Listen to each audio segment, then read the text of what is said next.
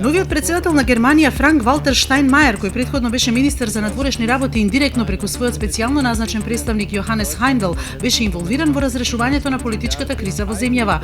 Како шеф на германската дипломатија во една прилика пред Бундестагот изјави дека со силна загриженост ја следи состојбата во Македонија.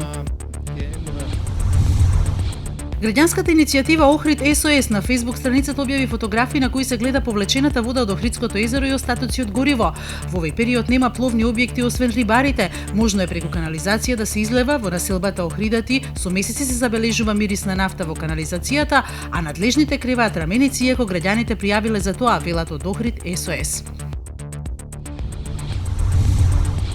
Најмалку 2 луѓе настрадаа во денешната голема снежна лавина на француските Алпи. Спасувачките служби досега пронашле тела на тројца замрзнати скијачи. На почетокот мислеле дека сите тројца се мртви, но подоцна е утврдено дека едниот е жив. Се претпоставува дека под лавината се заробени уште најмалку 9 луѓе, јавуваат француските медиуми.